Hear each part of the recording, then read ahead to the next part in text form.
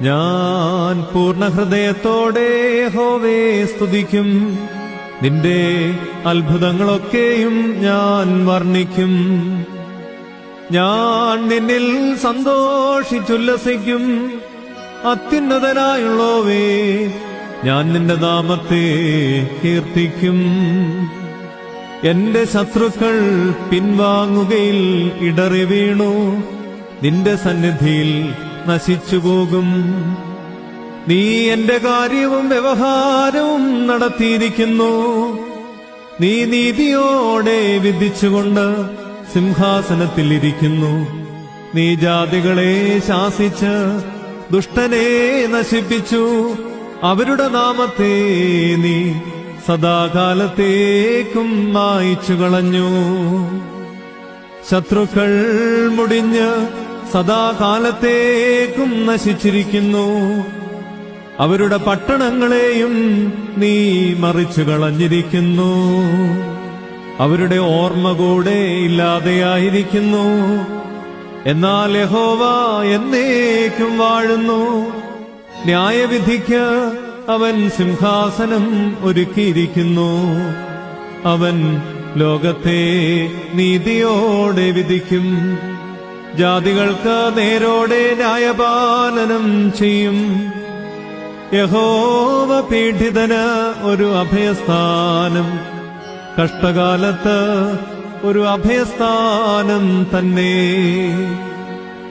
നിന്റെ നാമത്തെ അറിയുന്നവർ നിങ്കൽ ആശ്രയിക്കും. യഹോവേ, നിന്നെ അന്വേഷിക്കുന്നവരെ നീ ഉപേക്ഷിക്കുന്നില്ലല്ലോ. സിയോനിൽ വസിക്കുന്ന യഹോവയ്ക്ക് സ്തോത്രം പാടുവീ.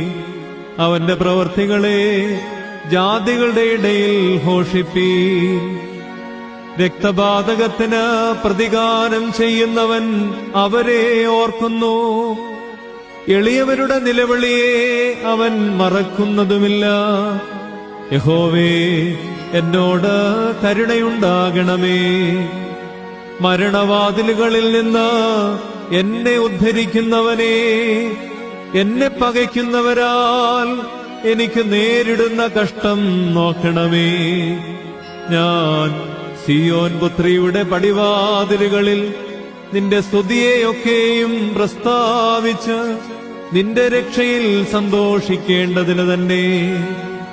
ജാതികൾ തങ്ങൾ ഉണ്ടാക്കിയ കുഴിയിൽ താണുപോയി. അവർ ഒളിച്ചുവച്ച വലയിൽ അവരുടെ കാൽ തന്നെ അകപ്പെട്ടിരിക്കുന്നു.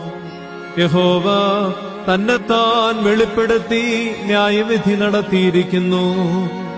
ദുഷ്ടൻ സ്വന്തം കൈകളുടെ പ്രവൃത്തിയിൽ കുടുങ്ങിയിരിക്കുന്നു. ദുഷ്ടന്മാരും ദൈവത്തെ മറക്കുന്ന സകല ജാതികളും പാതാളത്തിലേക്ക് തിരിയും.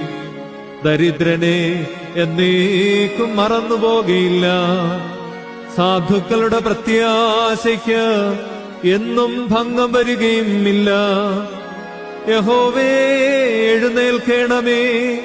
മർത്യൻ പ്രബലനാകരുതേ. ജാതികൾ നിന്റെ സന്നിധിയിൽ വിധിക്കപ്പെടുമാറാകട്ടെ.